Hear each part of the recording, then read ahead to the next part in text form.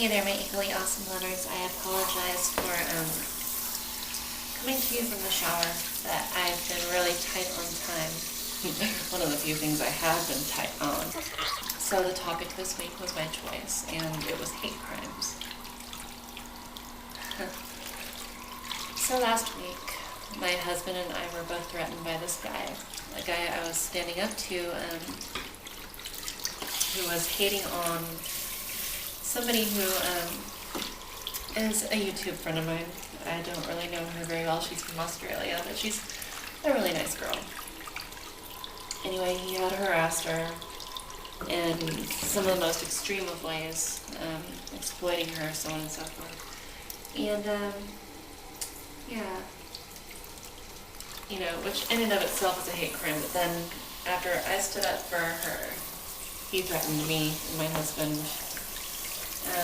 What you guys see in the comments area, pardon me, I'm heating it up a bit. Bad cameraman.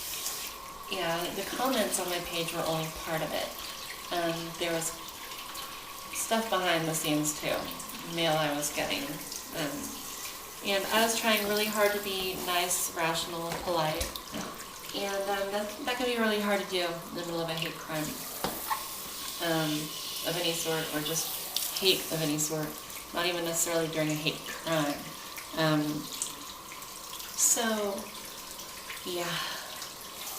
That was all fine and dandy. It was taken care of, and I've been considering whether or not to pursue legal action against this person, which I could.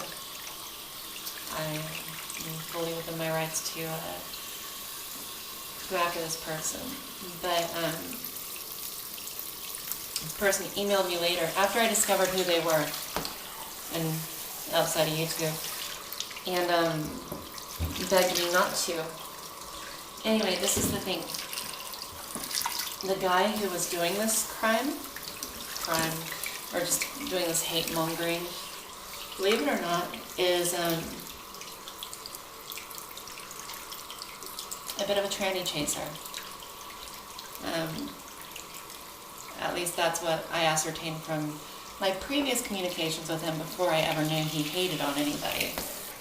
Apparently, he's just against trans people who don't fit the mold perfectly, as in slightly more masculine trans women.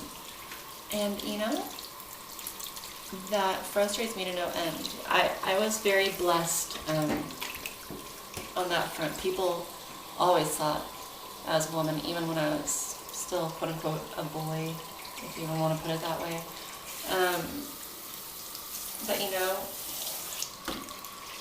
it's a phenomenon that I see even happening to everyday, quote-unquote, genetic women, that the more masculine a woman is in appearance, the less respect she gets, and I think that's really pathetic. It's almost like they're treated like a third gender. I mean, there are those huge, nasty bastards out there who are like, I still deserve a supermodel woman. And it's like, I'm sorry, I don't want those genes up in my, no thank you. Sorry.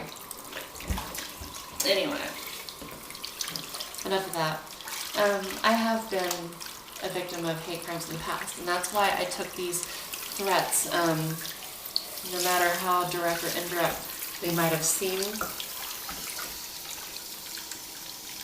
I take them seriously. Sorry, I had to warm up the water. Anyway, I take them seriously. You can't say, oh, well, I didn't really mean it, which this guy did after the fact. He's like, well, I just want you to know that I think you're really beautiful. I was writing a song about you, so on and so forth. And, Anyway, I found out more details, and this is what really blows my freaking mind.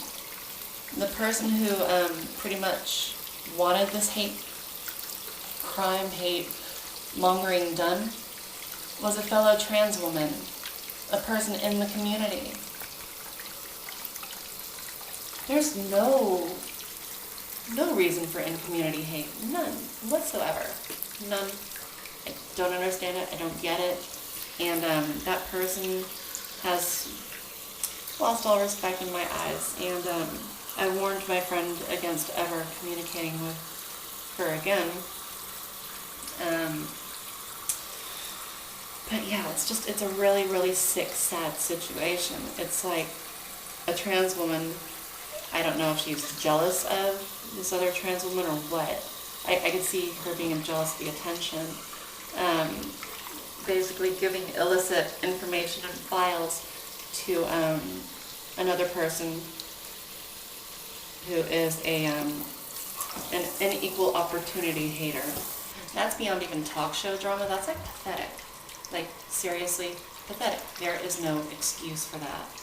None. I don't care what kind of interpersonal drama there was. There's no need for that. No need for exploiting somebody. It's just so much BS. Anyway, legislation needs to tighten up on hate crimes. I have almost died a few times because of hate crime. I have been left for dead in a dumpster. I have been...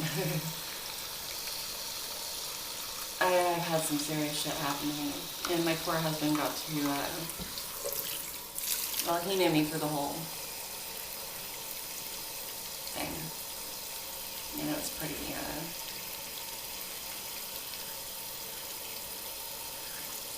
it wasn't pretty at all. And he's trying to comfort me now. It's so sweet. I love you. Have you?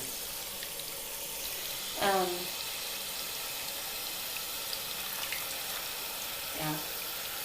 The hate crime, there's no excuse for it. There's especially no excuse for in-community hate.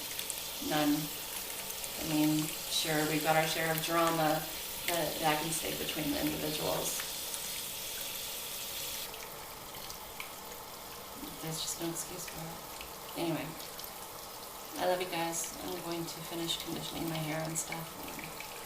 I'll talk to you soon. Sorry for this video being a downer. Oh, by the way, say goodbye to the pink hair. If not next Tuesday, then the Tuesday after will be, well, this Tuesday or next Tuesday. One of them is going to be the last time you're going to see it for a couple of years.